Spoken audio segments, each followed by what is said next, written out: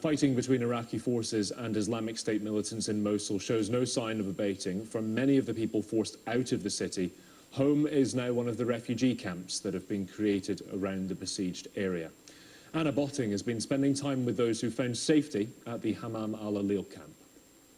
Even here in a refugee camp, beginning to try and turn back to normal. These people, as you can see, are trying to sell sweets and sunflower seeds.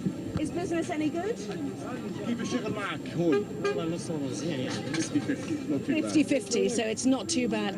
Let's move on. All sorts of things are needed. You have to bear in mind that under Islamic State, people weren't allowed mobile phones. So here we have all sorts of electronic items. Even in some places, televisions were banned. So here we have all the things that people can now start communicating with each other once again, perhaps trying to track down whether family members are missing, as many are. Thank you for talking to us. Thank you. Okay, let's keep going, shall we?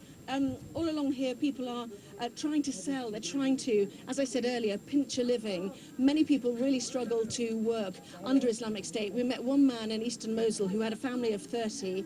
He said all he managed to earn was the equivalent of $2 a day to feed his family under Islamic State, and that was less than he needed to put gasoline, as he put it, in his car to travel to West Mosul, where his work was based. Fresh fruit and vegetables coming through, as you can see. People have got their kettles with them, their own cooking facilities. We see various campfires in the camp behind us as well, cooking for themselves, but some really quite good quality fruit and veg coming through. Some basic needs here. Some bowls there so people can do washing up and store their goods. Once again, I see stuff for mobile telephones, chargers, shoes as well for people. You have to bear in mind, if people left places like Tal Afar and West Mosul, they will have fled with very, very little. We saw people, didn't we, with handcarts pushing injured relatives and just coming with one bag. So here they can buy pretty much all they need. Some plastic shoes over there. It's been really muddy here in Hammam al-Alil recently.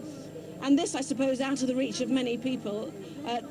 The treats for the children who are, as you can see, still following us. Again, cooking utensils here.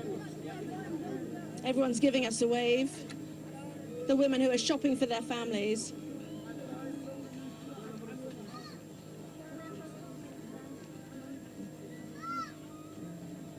Sweeping brushes as well down there to keep the camp clean.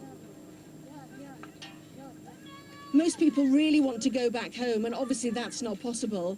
In eastern Mosul, of course, which was liberated back in January, people are being encouraged to go back home, but still there is a problem with the basic provision of things like water, and certainly aid agencies like UNICEF are trucking 2,000 litres of water into eastern Mosul each day.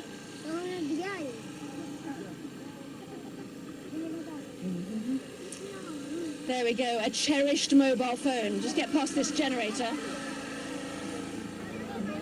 A cherished mobile phone, who'd have thought it? Let's cross over the road, shall we? Where people are having their hair cut over here. There is a sense of normality to this, but one wonders, if you look at the hair on the floor, people in places like Mosul would have had to wear a beard to a required length. And this would have been a symbolic moment for them as they came here to get their beard shaved, how they choose to do it. So those people in relative safety at a camp, but for many who didn't want to leave their city, IS has now been pushed out of most areas. Some residents are trying to start the slow process of rebuilding what once was a thriving hub. Our Foreign Affairs editor, Sam Kiley, has been meeting those left behind. So is this what happened here? Here, the car bombed here. So this was a car bomb? Yeah. And look, the house, all the house, look, damaged completely. And who did this? Yeah. This was Daesh? Yes, Daesh. Why? Why? To see here Iraqi troops. Yeah. When you see Iraqi troops, come to here and bomb. And where is your house? My house, this is my house. And you were living there with who? Yeah, with my father, mother, sister, and the small brother. And you're okay? Okay, all of it okay. Just the house, some damage. This is my neighbor. Look at. Look, another neighbor. This is my house. This is the small brother. Look. صحيح بابا. Look, this is my house. So you were lucky, just glass. Yeah, just lucky, but damage from this side. From in this side, damage. I am very sad, very sad to him. Look, no glasses, no window, no anything.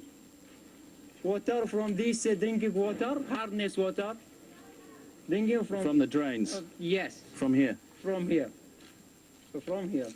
Look the damage.